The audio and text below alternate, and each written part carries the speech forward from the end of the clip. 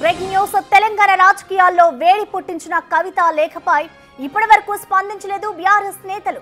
కవిత లేఖపై BRS అధినేత KCR serious అయ్యారు. కవిత విషయంలో ఎవరు స్పందించవద్దని, సరైన సమయంలో నిర్ణయం తీసుకుంటారని సన్నిహితులతో చెప్పారని సమాచారం.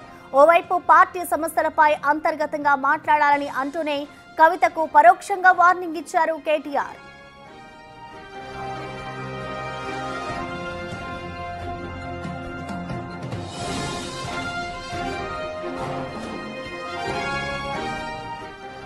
తాను రాసిన లేఖ ఎలా బయటకు వచ్చిందో తెలపాలని పట్టుపట్టారు కల్వకుంట్ల కవిత. లెటర్ లీకేజీ, లేఖలో ఉన్న అంశాలపై చర్చించే వరకు పార్టీ కార్యక్రమాలకు దూరంగా ఉంటానని అన్నారు.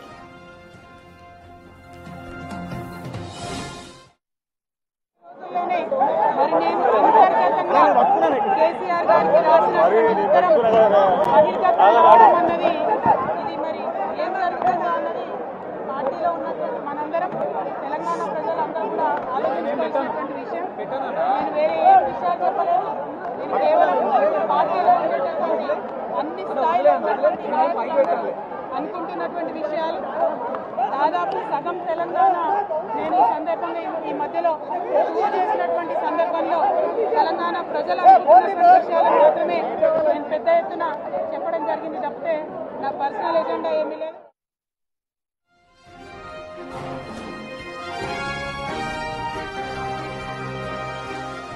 ఇదే విషయానికి సంబంధించిన లేటెస్ట్ అప్డేట్స్ ని మా ఇన్పుట్ ఎడిటర్ పవన్ లైవ్ అందిస్తారు. పవన్, మనం చూస్తున్నాం ఎప్పుడైతే కవిత లెటర్ రాసిందో అప్పటి నుంచి కూడా ఇటు బీఆర్ఎస్ లో ఒక అలజడి రేగిందనే చెప్పుకోవాలి. సో మొత్తంగా చూసుకుంటే ఇప్పటి వరకు కూడా కేసీఆర్ ఎక్కడ స్పందించిన దాఖలాలు అయితే కనిపిస్తలేదు. సో ప్రెసెంట్ దీనికి సంబంధించిన డీటెయిల్స్ ఏ విధంగా ఉన్నాయి? కేసీఆర్ మౌనంగా ఉండడాన్ని ఎలా అర్థం చేసుకోవాలంటారు పవన్? చాలా స్పష్టమైన ఆదేశాలు అటు బీఆర్ఎస్ క్యాడర్ మొత్తానికి కూడా ఇచ్చారు. కవిత వ్యాఖ్యలపైన కానీ కవిత లేఖపైన ఎవరు కూడా స్పందించొద్దు. నిన్న కేటీఆర్ ఒక మీడియా సమావేశం నిర్వహించారు. కేవలం అటు నేషనల్ హెరాల్డ్ పత్రిక, ఈడీ ఛార్జ్షీట్ పైనే ఆయన మాట్లాడారు. ఆ సమయంలో కూడా కొంతమంది మీడియా ప్రతినిధులు ఆ కవిత చేసిన వ్యాఖ్యలు ఏదైతే కేసీఆర్ చుట్టూతా దయ్యాలు ఉన్నాయంటూ ఆమె చేసిన వ్యాఖ్యలపైన వివరణ కోరే ప్రయత్నం చేశారు. దానికి ఆయన సమాధానం నిరాకరిస్తూనే అటు చెల్లికి ఒక స్ట్రాంగ్ వార్నింగ్ కూడా ఇచ్చారు. ఎవరైనా సరే పార్టీలో హోదాలకు అతీతంగా కేవలం కార్యకర్తలు మాత్రమే ఏదైనా ఉంటే అంతర్గతంగా మాట్లాడాలంటూ నువ్వు కేవలం ఒక కార్యకర్తవు మాత్రమే అని చెప్పారనే చర్చ పెద్ద ఎత్తున నడుస్తూ ఉంది. అయితే కవిత కూడా అంతే వ్యూహాత్మకంగా అడుగులు వేస్తున్నారని చెప్పాలి. వాస్తవానికి గత కొంతకాలంగా ఆమె పార్టీ కార్యక్రమాలకి కొంచెం దూరంగానే ఉంటున్నారు. ఇటీవల సభ కన్నా ముందు, సభ నిర్వహణ కన్నా ముందు, రజతోత్సవ సభ కన్నా ముందు ఆమె రాష్ట్ర వ్యాప్తంగా పర్యటించారు. అది కూడా కేవలం తెలంగాణ జాగృతి పేరుతోనే తెలంగాణ జాగృతి కార్యకర్తలతో ఆమె కలవడానికి, ఆ సమావేశాలు నిర్వహించడానికి మాత్రమే కలిశారు. ఆ తర్వాత అటు సభ విజయం చేయాలని చెప్పి కేసీఆర్ బీఆర్ఎస్ మహిళా నేతలతో మీటింగ్ పెట్టిన సమయంలో మాత్రమే అక్కడ కలిసారు తప్పించి ఎప్పుడు కూడా పార్టీ కార్యక్రమాల్లో చురుగ్గా పాల్గొన్నది లేదు. అయితే కవిత వ్యవహార శైలిపైన మొదటి నుంచి కేసీఆర్ కొంత ఆగ్రహంగా ఉన్నారనే చర్చ నడుస్తూ ఉంది. ఎక్కడా బీఆర్ఎస్ పార్టీ ప్రస్తావన తేకపోవడం, అటు తెలంగాణ జాగృతిని తిరిగి యాక్టివేట్ చేస్తూ తన వ్యక్తిగత బలాన్ని పెంచుకునేందుకు ప్రయత్నం చేయడం, అటు బీఆర్ఎస్కు ప్యారలల్గా ఎదిగేందుకు ప్రయత్నం చేయడం, ఇదంతా కూడా కేసీఆర్కు కొంత ఆగ్రహం తెప్పించాయి. అందుకే ఆయన మాట్లాడడం లేదు కాబట్టే కవిత ఈ లేఖ రాయాల్సి వచ్చిందనే చర్చ కూడా జరుగుతుంది. అయితే విదేశాల నుంచి వచ్చిన కవిత నిన్నంతా కూడా ఇంటికే పరిమితమైపోయారు.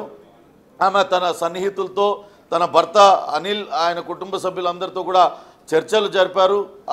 ఎలా ఉండాలి, భవిష్యత్ కార్యాచరణ ఏం చేస్తే అటు బాగుంటుందనే దానిపైన తీవ్రంగా చర్చించినట్టుగా తెలుస్తుంది. అయితే ఇప్పటికే అటు కవిత పార్టీ పెట్టబోతుంది.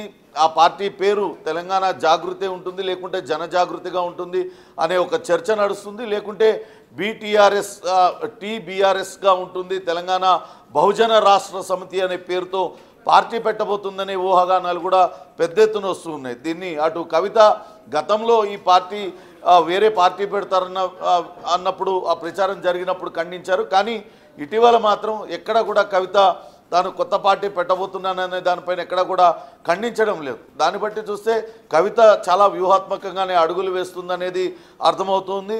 మరోపక్క రాబోయే స్థానిక సంస్థల ఎన్నికల్లో గ్రామ స్థాయిలో ఎన్నికలు జరిగితే సర్పంచ్ ఎన్నికల్లో తెలంగాణ జాగృతి తరపున అభ్యర్థుల్ని గ్రామ సర్పంచ్ అభ్యర్థులుగా గెలిపించుకొని తన సత్తా చాటాలని కవిత భావిస్తున్నట్లుగా కూడా తెలంగాణ జాగృతి కార్యకర్తలు కావచ్చు, తెలంగాణ జాగృతి నాయకులు కొంతమంది చెప్తూ ఉన్న పరిస్థితి అయితే ఉంది. చూడాలి మరి ఏం జరుగుతుంది.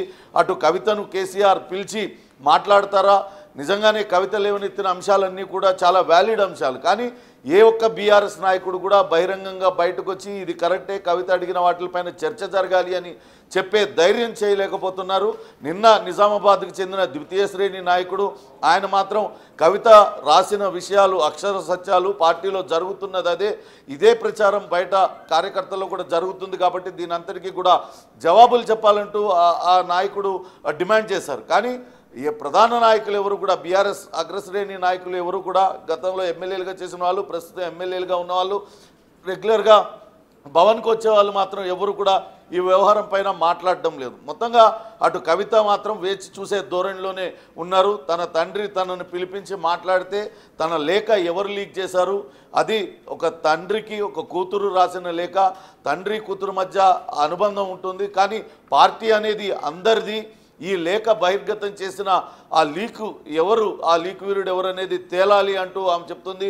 అలానే కేసీఆర్ చుట్టూతా ఉన్న దయ్యాలు అని ఆమె ఎవరిని ఉద్దేశించి ఆమె ప్రస్తావించిందో వాళ్ళపైన సమగ్రమైన వాళ్ళు ఏమేమి చేస్తున్నారు, ఎందుకు వాళ్ళని దయ్యాలు అని పిలవాల్సి వచ్చింది, వాళ్ళు గతంలో ఎట్లా తండ్రికి తనకి మధ్య గ్యాప్ పెంచే ప్రయత్నం చేస్తున్నారు, పార్టీ నేతలకు అటు కేసీఆర్కి గ్యాప్ పెంచే ప్రయత్నం చేస్తున్నారు. వీటిలన్నిటిపైన కూడా బహిరంగంగా చర్చ జరగాలి, లేకుంటే వాళ్ళపైన కేసీఆర్ యాక్షన్ అన్న తీసుకోవాలి. అప్పటిదాకా కూడా తాను వేచి చూస్తాను. ఒకవేళ పార్టీలో సముచిత ప్రాధాన్యం దక్కకపోతే మాత్రం తన సత్తా ఏంటో చూపిస్తాననే ధోరణిలోనే కవిత ఉన్నట్లుగా తెలుస్తుంది. చూడాలి మరి దీనికి ఎండ్ కార్డ్ ఎప్పుడు పడుతుంది, కేసీఆర్ ఎటువంటి అనూహ్య నిర్ణయం తీసుకుంటారనేది కూడా చూడాలి. కేసీఆర్ ఇప్పటిదాకా దీనిపైన స్పందించలేదు.